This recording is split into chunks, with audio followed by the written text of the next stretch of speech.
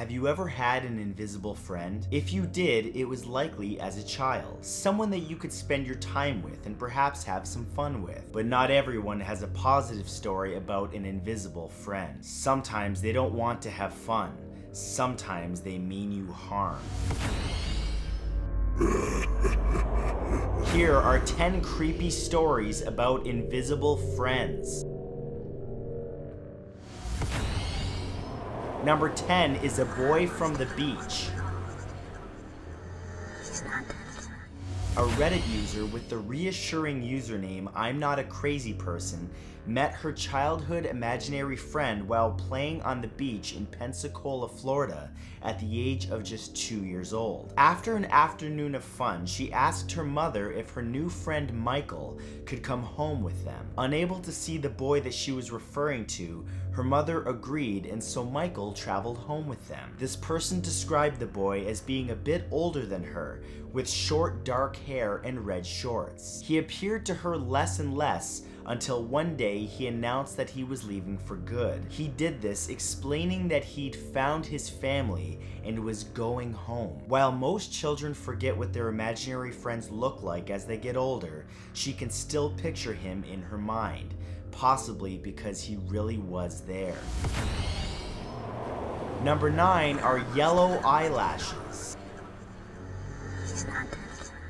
On May 27, 2018, 34-year-old actress Natalie Morales posted a tweet warning a young girl of potential supernatural activity that was going on in her home. While reading O Comely, an independent magazine, Morales stumbled upon a section that featured children describing their imaginary friends. Ruby, an adorable 3-year-old girl, described her friend as an imaginary mum, a girl named Grateful who only visits Ruby at night. Grateful has yellow eyelashes mostly so she can see in the dark, and has 2 babies in her belly. At some point, the pregnant invisible friend told Ruby that she's 14 years old, but could never have a birthday. Reading all of this was enough to make Morales post about her concern that Grateful wasn't an imaginary friend, but the ghost of a pregnant teenager. Number 8 is the Bunny Man. Back when she was only 16 years old, Reddit user NiceColdPBR had a truly creepy experience involving the twin boys that she was babysitting, and the costumed visitor that only they could see. According to the brothers, an unnamed man kept appearing before them, most often in their garage, wearing an Easter Bunny costume that utterly terrified them. One night, the babysitter found herself sitting with one brother, watching television while the other was in the shower. Without warning, the twin sitting with her looked to her and warned her that she should go check on her sibling in the bathroom. Almost immediately afterwards, the other twin began screaming, "He's in here, he's in here," repeatedly. He did this to alert everyone that the Bunny Man had returned. Number 7 is Jessica.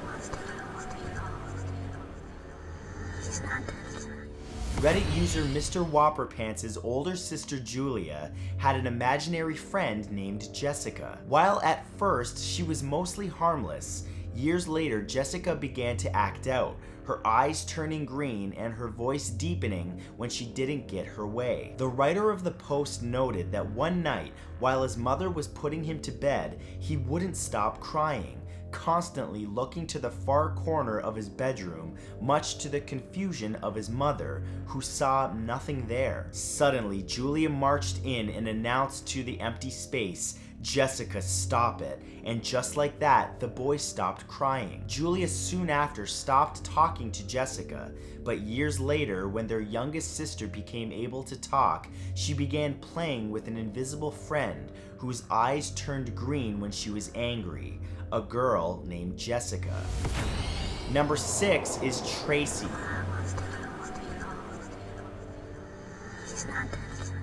Lots of kids find it easier to blame something they did wrong on an imaginary person and Reddit user Chillcello's young niece was no different. What was different was that the 4-year-old girl seemed to actually be in communication with her invisible friend. In addition to troublemaking, the friend would watch Scooby-Doo with her and talk about all kinds of things. When asked about the friend, the young girl claimed the lady was a police officer and that she touched the young girl when she was still in her mother's belly. It turns out that just a few months before Chillcello's niece was born, her cousin Tracy, a police officer and huge fan of Scooby-Doo herself, had lost her life when she was hit by a train. Could it be that the invisible friend the girl was hanging out with was the ghost of her poster's cousin? Number 5 is Roger's family.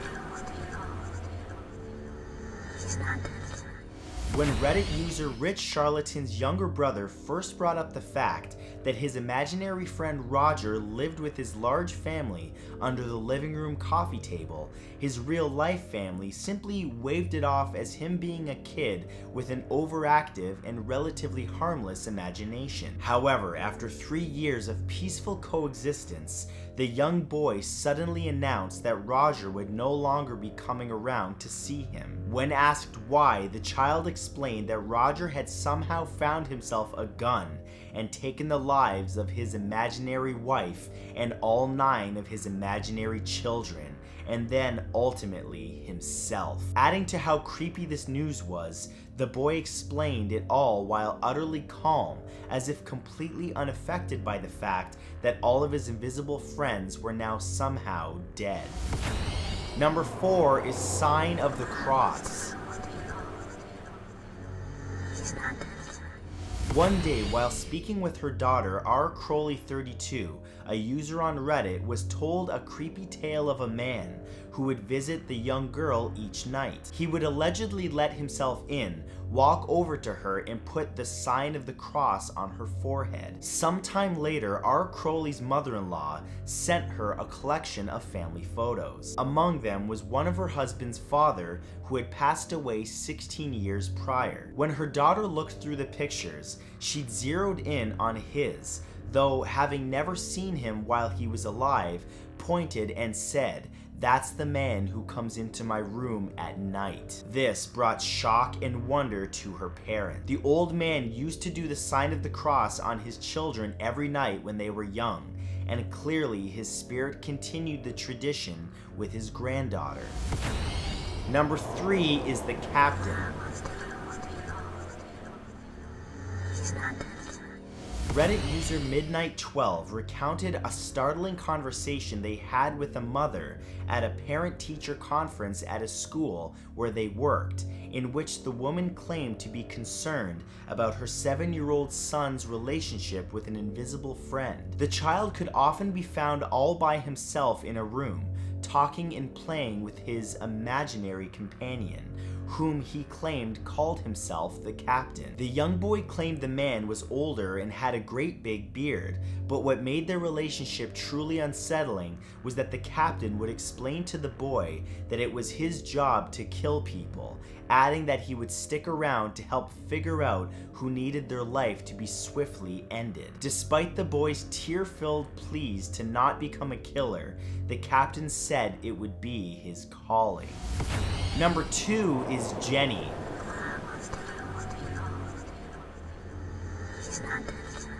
At 4 years old, an unnamed girl moved into a house with her single mom. Immediately after moving in, she started a friendship with an imaginary girl named Jenny. Assuming that this was normal based on the new living situation, her mother dismissed it. That is, until one day her daughter asked if their pet cat could go down into the basement so Jenny could play with it. Playing into the fantasy, the mother allowed this. Alarmingly, the cat was never seen again, and no trace of it was ever found. Days later, Jenny requested that the girl join her in the basement. After her mother refused, the girl woke up the next morning with deep scratches on her back and legs. Research would later reveal that Jenny used to live in the house until she suddenly disappeared in the basement one day, never to be found again.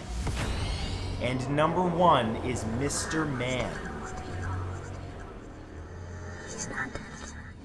Starting when he was just 5 years old and reoccurring about twice a week, a boy would be visited in the night by a figure he called Mr. Man, who wore all black with a bald head, large ears, and a very sad mouth. Mr. Man would stay perfectly still, staring at the boy while he laid in bed and only moved while he was asleep, gradually getting closer until he eventually vanished. Although terrified, the boy also somehow felt sad for the man. Eventually, the man stopped coming, but a few years later, strange things began happening that marked his return. TVs would turn on seemingly by themselves, doors opened and closed, and the family's pets began acting strangely. One night, the boy, now a man, saw Mr. Man staring back at him through a crack in the door and greeted him, only to have the door slam in his face.